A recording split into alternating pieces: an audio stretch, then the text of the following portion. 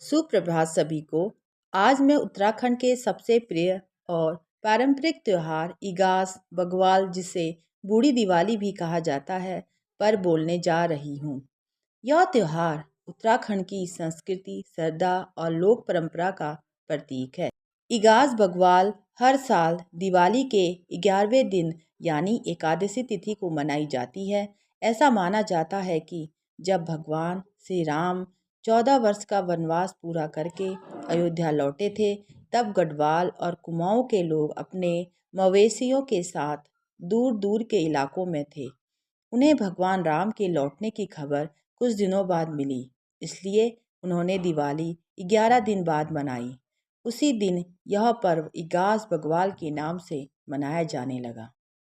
वर्ष 2025 में इगास बग्वाल शनिवार 1 नवंबर 2025 को मनाई जाएगी। यह पर्व की शुरुआत आमतौर पर शाम के 5 से 6 बजे के बीच होती है, जब लोग अपने घरों के दीपों से सजाते हैं, गौ माता की पूजा करते हैं और पारंपरिक पकवान बनाते हैं। इसके बाद रात को बहलो जलाया जाता है।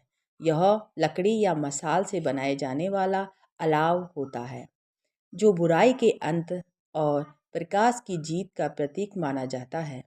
पूरे गांव में लोग गीत गाते हैं, नाचते हैं और एक दूसरे के घर जाकर शुभकामनाएं देते हैं। इस दिन उत्तराखंड के घरों में विशेष व्यंजन बनाए जाते हैं, जैसे पूरी, पुए, झंगोरे की खीर, सिंगलुड़ी, अरसे और रोट। गायों को विशेष भोजन दिया जाता है और उन्हें सजाया भी जाता है। यह पर्व किसानों और पशुपालकों के लिए खास महत्व रखता है, क्योंकि यह फसल काटने और नई खुशियों के आने का होता है। इगास बग्वाल केवल एक त्योहार नहीं, बल्कि हमारी संस्कृति की पहचान है। यह हमें याद दिलाता है कि आधुनिक जीवन की भागदौड़ में भी अपनी परंपराओं से जुड़ना कितना जरूरी है। जब पूरा गांव एक साथ दीप जलाता है, गीत गाता है और मुस्कुराता है, तो उस पल में उत्तराखंड की असली आत्मा झलकती है। इस साल हम 2025 में इगास मनाएंगे, तो यह केवल पूजा या रोशनी का त्यौहार नहीं होगा, बल्कि यह हमारे अपनेपन, भाईचारे और संस्कृति का उत्सव होगा।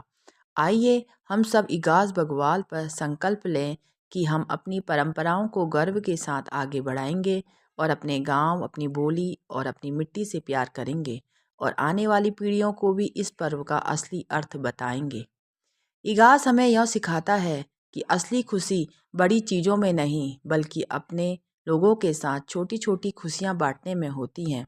जब हम अपने बुजुर्गों का आशीर्वाद लेते हैं, बच्चों को मिठाई खिलाते हैं और अपने घरों में दीप जलाते हैं, तो वह सिर्फ रोशनी नहीं होती, बल्कि हमारी संस्कृति की लौ होती है। हमें यह भी याद रखना चाहिए कि त्योहार का असली अर्थ केवल सजावट या खाने में नहीं, बल्कि प्रेम, सम्मान और एक दूसरे के साथ अपनापन बांटने में है। यही वह भावना है जो उत्तराखंड को खास बनाती है और हमारे दिलों में देवभूमि की पवित्रता को जिंदा रखती है। धन्यवाद।